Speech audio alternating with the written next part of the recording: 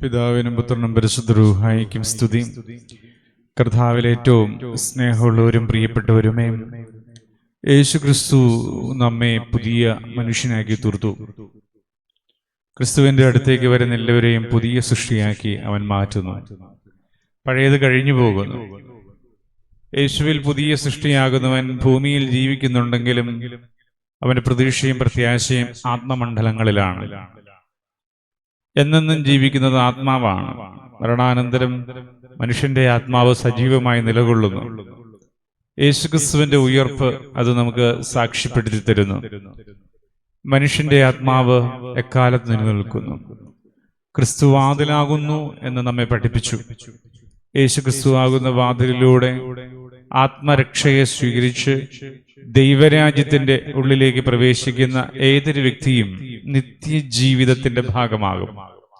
ദൈവാതിരുസന്നിധിയിൽ നാം ജീവിക്കുമ്പോൾ ഭൂമിയിലിരിക്കുന്ന ഓരോ കാലയളവും നാം ഈ നിത്യജീവന്റെ ഭാഗമായി എന്നുള്ള ആ വലിയ ചിന്തയിൽ കർത്താവിന്റെ കൂട്ടായ്മയിൽ പരസ്പരം പ്രാർത്ഥിച്ചും ദൈവവചനം പങ്കുവച്ചും മുന്നോട്ട് പോകുമ്പോൾ നാം ആത്മീയമായി വളരെ ബലപ്പെട്ട് ഈ ഭൂമിയിൽ ദൈവത്തെ സ്തുതിക്കുന്നവരും നമ്മുടെ ഈ ഭൂമിയിലുള്ള ജീവിതം ദൈവത്തെ മഹത്വപ്പെടുത്തുവാൻ കാരണമായി തീരുകയും ചെയ്യുന്നു.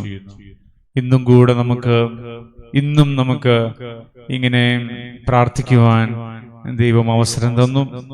ദൈവത്തെ നമുക്ക് മഹത്വപ്പെടുത്തിക്കൊണ്ട് കർത്താവിന്റെ തിരുസന്നിധിയിലേക്ക് നമ്മുടെ ജീവിതത്തെ പൂർണ്ണമായി ഏൽപ്പിച്ചു കൊടുത്ത് നിത്യരക്ഷയ്ക്കും അനുഗ്രഹത്തിനും വേണ്ടി പ്രാർത്ഥിക്കാം. എല്ലാ ദൈവമക്കളെയും ഏറെ സ്നേഹത്തോടും വിനയത്തോടും കൂടെ യേശുക്രിസ്തുവിന്റെ നാമത്തിൽ ഈ ശുശ്രൂഷയിലേക്ക് ഈ അവസരത്തിൽ സ്വാഗതം ചെയ്യുന്നു. നമുക്ക് ഒരുമിച്ച് പ്രാർത്ഥിക്കാം. ദൈവം അനുഗ്രഹിക്കട്ടെ. ദൈവമേ, പിതാവും പുത്രനും പരിശുദ്ധ റൂഹായുമായ സത്യമുള്ള ദൈവത്തിന്റെ തിരുനാമത്തിലേക്ക് സ്തുതി.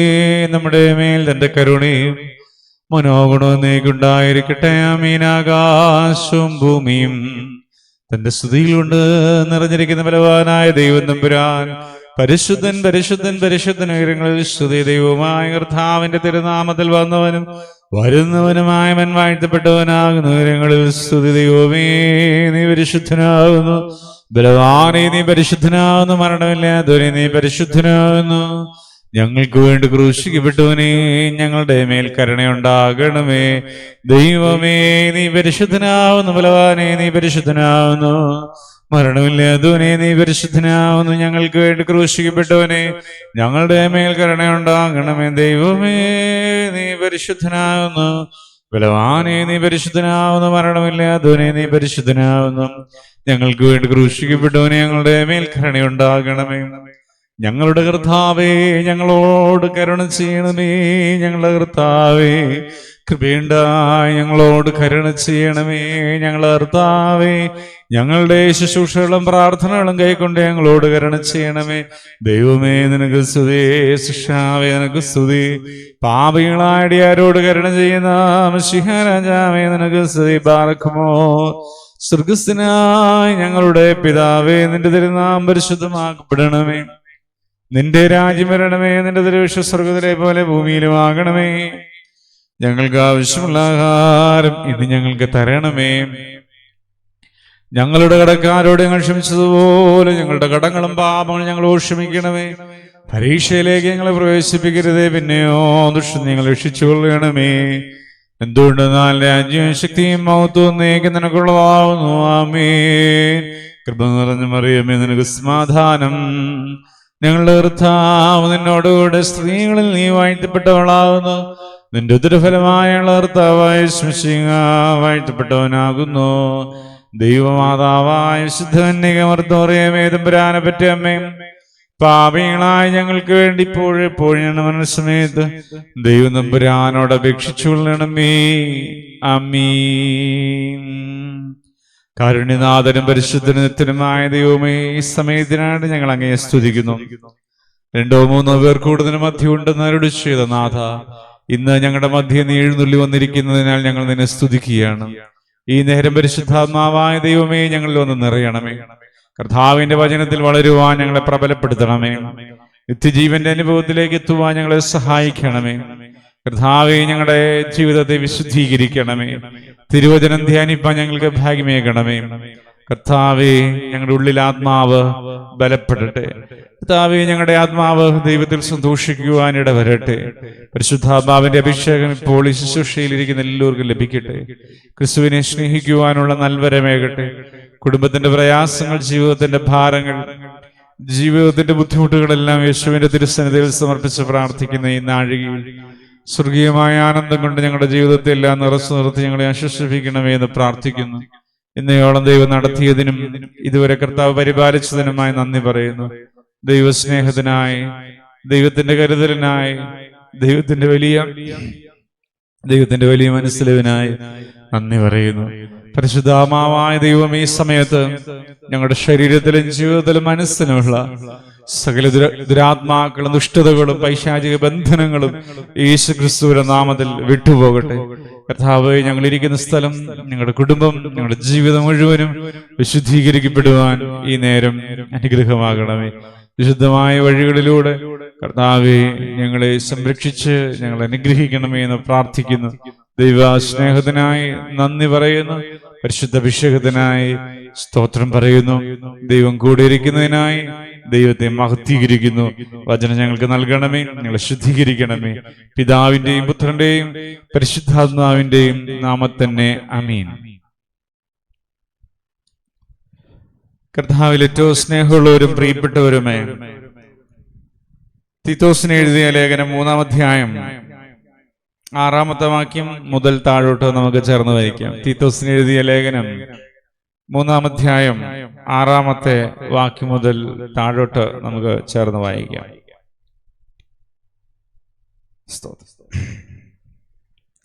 നാം അവന്റെ കൃപയാൽ നീതീകരിക്കപ്പെട്ടിട്ട് പ്രത്യാശ പ്രകാരം നിത്യജീവന്റെ അവകാശികളായി തീരേണ്ടതിന് പുനർജനന സ്നാനം കൊണ്ടും നമ്മുടെ രക്ഷിതാവായ യേശു മൂലം നമ്മുടെ മേൽ ധാരാളമായി പകർന്ന പരിശുദ്ധാത്മാവിന്റെ നവീകരണം കൊണ്ടും തന്നെ ഈ വചനം വിശ്വാസയോഗ്യം, ദൈവത്തിൽ വിശ്വസിച്ചവരുടെ സൽപ്രവർത്തികളിൽ ഉത്സാഹികളായിരിക്കാൻ കരുതേണ്ടതിന് നീ ഇത് ഉറപ്പിച്ച് പറയണമെന്ന് ഞാൻ ഇച്ഛിക്കുന്നു.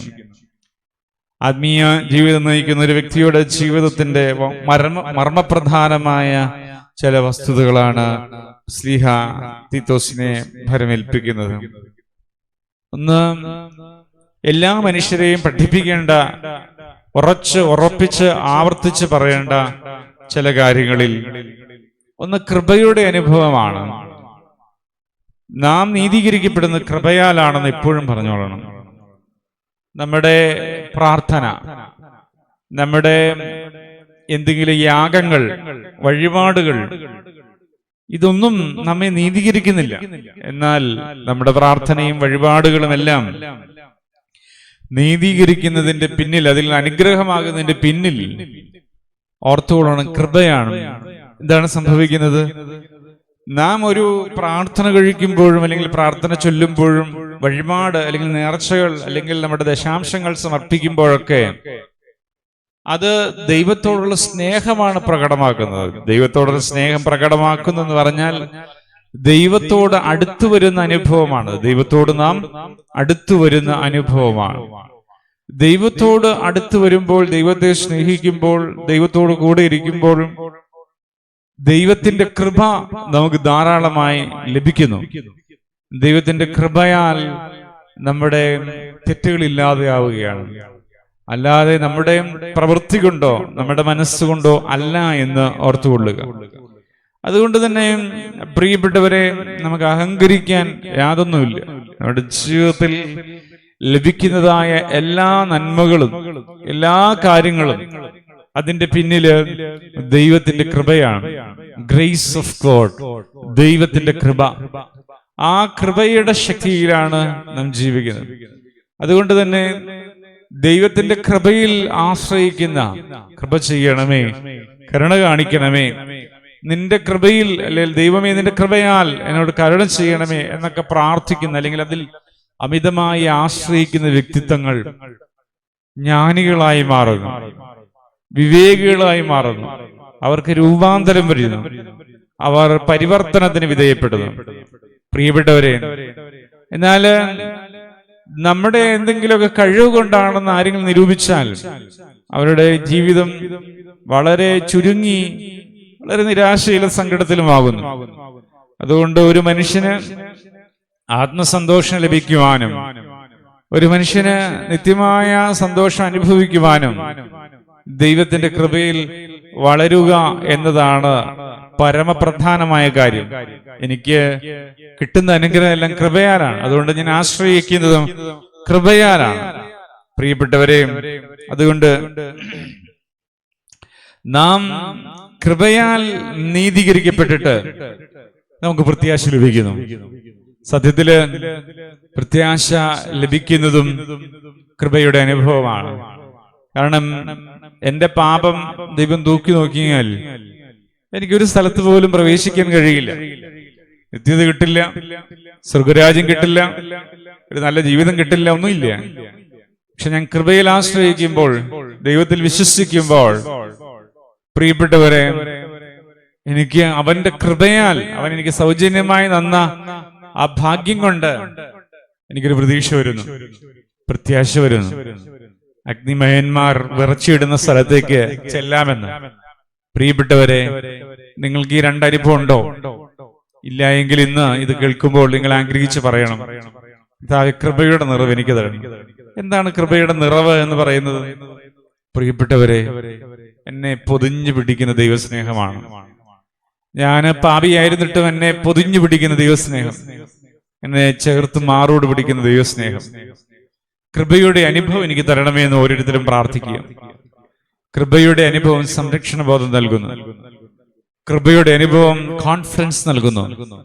കൃപയുടെ അനുഭവം ക്ഷമിക്കാനും പൊറുക്കുവാനുമുള്ള മനസ്സ് നൽകുന്നു. കൃപയുടെ അനുഭവം ദൈവത്തോട് കൂടുതൽ ചേർന്നിരിക്കുവാനുള്ള ആഗ്രഹം ജനിപ്പിക്കുന്നു. കൃപയുടെ അനുഭവത്തിൽ നിങ്ങൾ എത്തിച്ചേർന്നിട്ടില്ല എങ്കിൽ ഇന്ന് ഇത് കേൾക്കുമ്പോൾ നിങ്ങളുടെ ഉള്ളം തുറക്കപ്പെട്ട്, മനസ്സ് തുറക്കപ്പെട്ട്, മനസ്സിൽ വലിയ രൂപാന്തരം വന്ന് ക്രിസ്തുവിനോട് ചേർന്ന് വലിയ ആത്മാനുഭവത്തിലായി തീരുവാൻ അത്യുന്നതനായ ദൈവം എല്ലാവരെയും സഹായിക്കട്ടെ എന്ന് ആത്മാർത്ഥമായി പ്രാർത്ഥിക്കുന്നു.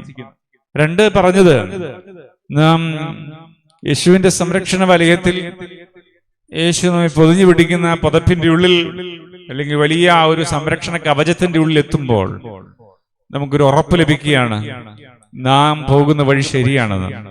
ക്രിസ്തുവിലാകുന്നവർക്ക് ഈ ഉറപ്പ് ലഭിക്കുന്നു. അപ്പോൾ ക്രിസ്തു പറഞ്ഞു, ഞാൻ ഇരിക്കുന്നിടത്ത് അല്ലെങ്കിൽ ഞാൻ നിങ്ങൾക്ക് സ്ഥലം ഒരുക്കിയിട്ടുണ്ട് എന്ന് യേശു പറയുന്നു. പ്രിയപ്പെട്ടവരെ, കൃപയുടെ ഉള്ളിൽ, കൃപയുടെ അനുഭവത്തിൽ പ്രവേശിച്ചവർ യേശുവിന്റെ സംരക്ഷണ വലയത്തിലാകുമ്പോൾ, വലിയ കോൺഫിഡൻസിലാകുമ്പോൾ, വലിയ സന്തോഷത്തിലാകുമ്പോൾ അവരുടെ മനസ്സിൽ ദൈവത്തിന്റെ പരിശുദ്ധാത്മാവ് കൊടുക്കുന്ന അനുഭവമാണ്, നീ യാത്ര ചെയ്യുന്ന വഴി നല്ലതാണ്, നീ ഈ യാത്ര തുടരുമ്പോൾ അവസാനം എത്തിച്ചേരുന്നത് നിത്യജീവനിലാണ്. നിന്നെ സ്വീകരിക്കുവാൻ മാലാഖമാരുണ്ട്, വിശുദ്ധന്മാരുണ്ട്, ദൈവ മക്കളുണ്ട്. സ്വർഗം സന്തോഷിക്കുന്നു. ഇന്ന് നിങ്ങളുടെ ഉള്ളിൽ ഈ പ്രത്യാശയുണ്ടോ?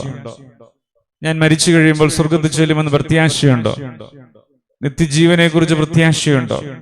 ഇല്ല എങ്കിൽ പ്രിയപ്പെട്ടവരെ, ഇന്ന് ഇപ്പോൾ ഇരുന്ന് കരഞ്ഞു പ്രാർത്ഥിക്കുക, കർത്താവേ, നിന്റെ കൃപയുടെ അനുഭവത്തിലേക്ക് എത്തുന്ന ഒരു പുതിയ ജീവിതം എനിക്ക് തരണമേ. പഴയത് കഴിഞ്ഞു പോകുന്ന ഒരു പുതിയ ജീവിതം എനിക്ക് തരണമേ. എനിക്ക് പ്രത്യാശ നൽകണമേ.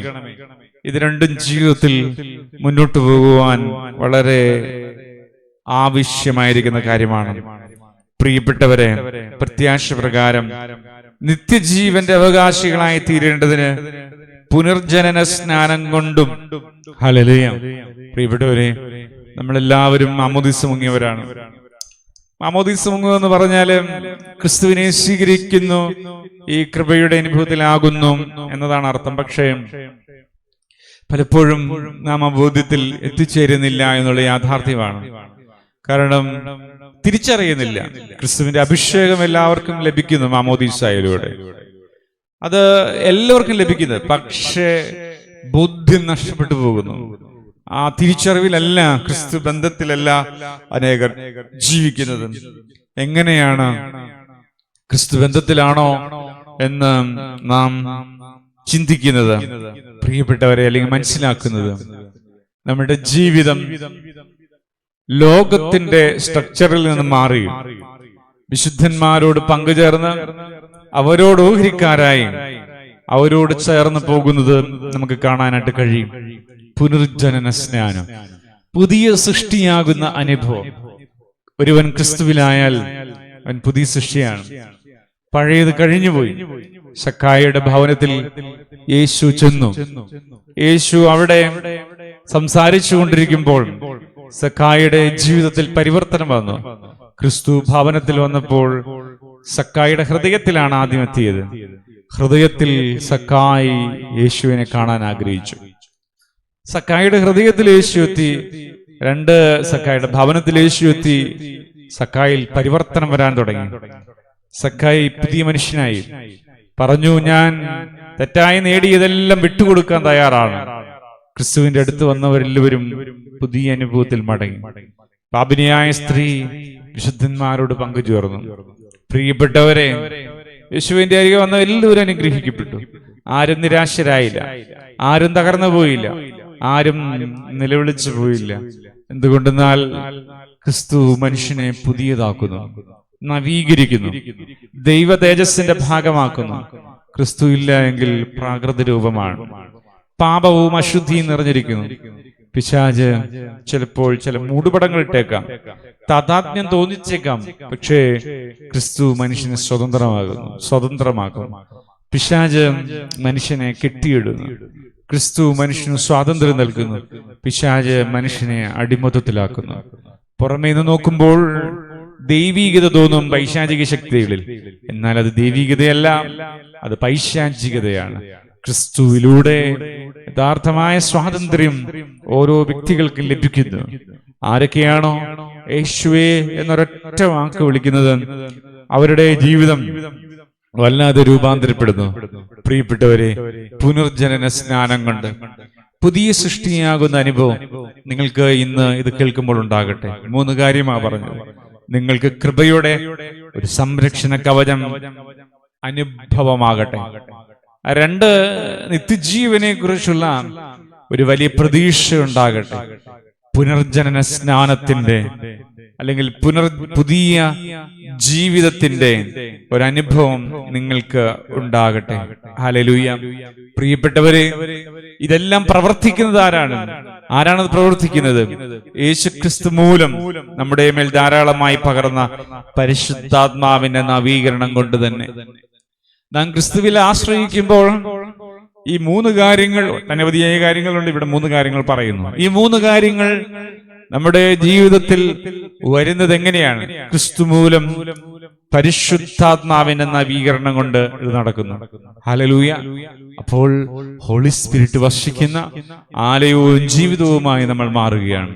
ഇന്ന് തിരുവചനം കേൾക്കുന്ന പ്രിയപ്പെട്ടവരെ, നിങ്ങളുടെ ജീവിതം നിരാശയിൽ കുപ്പൂത്തി കിടക്കുന്നവരാകാം, അന്ധകാരത്തിൽ അകപ്പെട്ടു പോയവരാകാം, സങ്കടപ്പെട്ട് കരയുന്നവരാകാം, ആരാരുമില്ലാതെ നിലവിളിക്കുന്നവരാകാം, മക്കളെ ചൊല്ലി ഉത്കണ്ഠരായി നിലകൊള്ളുന്നവരാകാം, സാമ്പത്തിക പ്രതിസന്ധി അനുഭവിക്കുന്നവരാകാം, ഭൗതികമായ ക്ലേശങ്ങളിൽ തകർക്കപ്പെട്ടവരാകാം.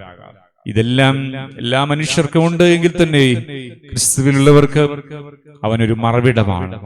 പെരുവെള്ളം കവിഞ്ഞു വരുമ്പോൾ അത് അവങ്കിലേക്ക് എത്താതെ മറവിടമായി നിലകൊള്ളുന്ന ക്രിസ്തു.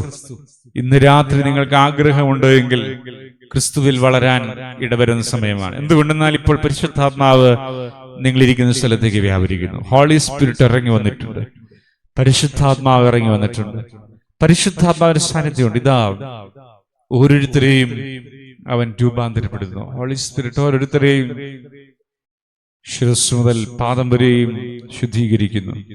ക്രിസ്തു മൂലം നിങ്ങൾ യേശുവിൽ ആശ്രയിക്കുമ്പോൾ പരിശുദ്ധാത്മാവിനെ ക്ഷണിക്കുകയാണ്. യേശുവേ എന്ന് വിളിക്കുമ്പോൾ പരിശുദ്ധാത്മാവ് നിങ്ങളുടെ ഉള്ളിൽ ചലനമുണ്ടാക്കുകയാണ്. യേശു ക്രിസ്തു മൂലം പരിശുദ്ധാത്മാവ് നിങ്ങളെ നവീകരിക്കുമ്പോൾ കൃപയുടെ നിറവും പ്രത്യാശയും നിത്യജീവന്റെ പ്രത്യാശയും, അതുപോലെ തന്നെ പ്രിയപ്പെട്ടവരെ പുതിയ സൃഷ്ടി എന്ന അനുഭവം എല്ലാം യോഗ്യമാകുന്നു. ഇന്നിതാ അത്ഭുതങ്ങളും അടയാളം സംഭവിച്ചു അനേക ആളുകൾ പരിശുദ്ധാത്മാവിൽ ബലപ്പെടുന്ന സമയമായി ഇത് മാറട്ടെ. പ്രാർത്ഥിക്കാം. പിതാവും പുത്രനും പരിശുദ്ധ റൂഹായുമായ കർത്താവും ദൈവമായുള്ളവേ, ഈ സമയത്തിനായിട്ട് നന്ദി പറയുന്നു. കർത്താവേ, ഞങ്ങളെ നീ അനുഗ്രഹിച്ചതിന് നന്ദി പറയുന്നു. യേശുവിന്റെ നാമത്തിൽ സകല പൈശാചിക ബാധകളും ബന്ധനങ്ങളും കെട്ടുകളും ഇപ്പോൾ വിട്ടുപോകട്ടെ. കുടുംബങ്ങൾ ശുദ്ധീകരിക്കപ്പെടട്ടെ, ജീവിതങ്ങൾ നവീകരിക്കപ്പെടട്ടെ, ബിസിനസ്സുകൾ അനുഗ്രഹിക്കപ്പെടട്ടെ, ജോലികൾ അനുഗ്രഹിക്കപ്പെടട്ടെ, വിദ്യാഭ്യാസം അനുഗ്രഹിക്കപ്പെടട്ടെ, ആരോഗ്യമേഖല അനുഗ്രഹിക്കപ്പെടട്ടെ. യേശുവിന്റെ നാമത്തിൽ സകല പൈശാചിക ബാധകളും ബന്ധനങ്ങളും കെട്ടപ്പെടട്ടെ. കെട്ടുകൾ അഴിഞ്ഞു പോകട്ടെ. യേശുവിന്റെ നാമത്തിൽ അത് അഴിഞ്ഞു മാറട്ടെ. കർത്താവേ, സുവിശേഷത്തിന്റെ ശക്തി വ്യാപരിക്കട്ടെ, കൂട്ടായ്മയുടെ ശക്തി വ്യാപരിക്കട്ടെ, പരിശുദ്ധാത്മാവിന്റെ നവീകരണം ഉണ്ടാകട്ടെ. ഓരോ വ്യക്തികളും ക്രിസ്തു യേശുവിൽ ബലപ്പെടട്ടെ. ഓരോ വ്യക്തികളും ആത്മസന്തോഷത്തിലാകട്ടെ. ഓരോ വ്യക്തികളും ആത്മസന്തോഷത്തിലാകട്ടെ. ഓരോ വ്യക്തികളും ആത്മസന്തോഷത്തിലാകട്ടെ. ഓരോ വ്യക്തികളും ആത്മസന്തോഷത്തിലാകട്ടെ. ഓരോ വ്യക്തികളും പരിശുദ്ധ അഭിഷേകത്തിലാകട്ടെ. ഓരോ വ്യക്തികളും കൃപയിലാകട്ടെ. ഓരോ വ്യക്തികളും പരിശുദ്ധ നിറവിലാകട്ടെ. ഓരോ വ്യക്തികളും ആത്മനിറവിലാകട്ടെ. പരിശുദ്ധാത്മാവ് ഞങ്ങളെ സ്പർശിച്ചതിനെ നന്ദി പറയുന്നു. ഇന്ന് രാത്രി ദൈവമായ കർത്താവ് ഞങ്ങൾ അനുഗ്രഹിക്കുന്നതിനായി, ഇപ്പോൾ അനുഗ്രഹിക്കുന്നതിന് ഏത് സമയത്താണ് വചനം കേൾക്കുന്നത്, ഇപ്പോൾ ഞങ്ങൾ അനുഗ്രഹിക്കുന്നതിനായി നന്ദി പറയുന്നു. യേശുവിന്റെ കൃപ, ദൈവത്തിന്റെ സ്നേഹം ഞങ്ങളിൽ ഇറങ്ങി വ്യാപരിക്കട്ടെ. കർത്താവേ, ഈ ശുശ്രൂഷ നടത്തുന്ന സ്ഥാപനത്തിനായി പ്രാർത്ഥിക്കുന്നു. കർത്താവേ, അതിന്റെ പ്രതിസന്ധികൾ മാറിപ്പോകുവാൻ, അതിന്റെ ഫിനാൻഷ്യൽ മേഖലകൾ അനുഗ്രഹിക്കപ്പെടുവാൻ, അതിന് മുന്നോട്ടുള്ള യാത്രകൾ അനുഗ്രഹിക്കപ്പെടുവാൻ, അതിന്റെ ഓരോ വഴികളും അനുഗ്രഹിക്കപ്പെടുവാൻ, കർത്താവേ, അതിന്റെ എല്ലാ മേഖലകളിലും വലിയ അനുഗ്രഹം വ്യാപരിക്കാൻ വേണ്ടി പ്രാർത്ഥിക്കുന്നു. സമാധാനം കൊണ്ട് സന്തോഷം കൊണ്ട് നിറയുവാൻ പ്രാർത്ഥിക്കുന്നു. സാക്ഷ്യമുള്ള അനുഭവമായി മാറാൻ പ്രാർത്ഥിക്കുന്നു. ജീവന്റെ അനുഭവമായി അത് നിറഞ്ഞു നിൽക്കാൻ പ്രാർത്ഥിക്കുന്നു. നന്ദിയോടെ സ്തോത്രം ചെയ്യുന്നു, നന്ദിയോടെ സ്തുതിക്കുന്നു, നന്ദിയോടെ മഹത്വീകരിക്കുന്നു. പരിശുദ്ധാത്മാവേ, വന്ന് നിറയണമേ. ഹോളി സ്പിരിറ്റ്, പരിശുദ്ധാത്മാവേ വന്ന് നിറയണമേ. ഹോളി സ്പിരിറ്റ്, പരിശുദ്ധാത്മാവേ വന്ന് നിറയണമേ. ഹോളി സ്പിരിറ്റ്, പരിശുദ്ധാത്മാവേ വന്ന് നിറയണമേ. ഹോളി സ്പിരിറ്റ്, പരിശുദ്ധാത്മാവേ വന്ന് നിറയണമേ. Holy spirit. Hallelujah, hallelujah, hallelujah, hallelujah. Offering സമർപ്പിച്ച എല്ലാവരെയും ഏൽപ്പിച്ച് പ്രാർത്ഥിക്കുന്നു. കർത്താവേ, 30, 60, 100 മേനി അവർ അനുഗ്രഹിക്കപ്പെടുവാനും വിശുദ്ധീകരിക്കപ്പെടുവാനും പ്രാർത്ഥിക്കുന്നു. സാക്ഷ്യങ്ങളും അനുഗ്രഹങ്ങളും ഉണ്ടാകുവാൻ പ്രാർത്ഥിക്കുന്നു. എല്ലാവരെയും ഏൽപ്പിച്ചു വെച്ച് പ്രാർത്ഥിക്കുന്നു. പിതാവിന്റെയും പുത്രന്റെയും പരിശുദ്ധാത്മാവിന്റെയും നാമത്തിൽ തന്നെ ആമേൻ. സ്വർഗ്ഗസ്ഥനായ ഞങ്ങളുടെ പിതാവേ, നിന്റെ തിരുനാമം പരിശുദ്ധമാക്കപ്പെടണമേ. നിന്റെ രാജ്യം വരേണമേ. നിന്റെ തിരുവേഷം സ്വർഗ്ഗത്തിലെ പോലെ ഭൂമിയിൽ വാങ്ങണമേ.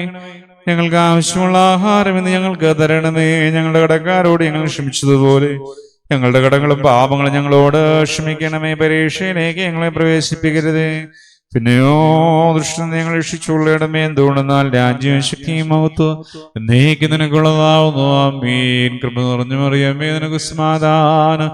ഞങ്ങളുടെ കർത്താവ് നിന്നോടുകൂടെ സ്ത്രീകൾ നീ വാഴ്ത്തപ്പെട്ടവളാകുന്നു. നിന്റെ ദുരപരമായ കർത്താവായ മിശിഹാ വാഴ്ത്തപ്പെട്ടവനാകുന്നു. ദൈവമാതാവായ വിശുദ്ധ കന്യകമർത്തോറിയമേ, തമ്പുരാനെ പറ്റി അമ്മേ, പാപികളായ ഞങ്ങൾക്ക് വേണ്ടി ഇപ്പോഴും ഞങ്ങളുടെ മനുഷ്യമേത് ദൈവം തമ്പുരാനോട് അപേക്ഷിച്ചുകൊള്ളണമേ. ആമേൻ. സ്നേഹമുള്ളവരും പ്രിയപ്പെട്ടവരുമേ, നാളെ വൈകുന്നേരം 8:30 മണിക്ക് ഒരുമിച്ച് വീണ്ടും പ്രാർത്ഥിക്കാം. ദൈവം നമ്മെ എല്ലാവരെയും സമർത്ഥമായി അനുഗ്രഹിക്കട്ടെ. ദൈവത്തിന്റെ നാമം മാത്രം മഹത്വപ്പെടുമാറാകട്ടെ. ആമേൻ.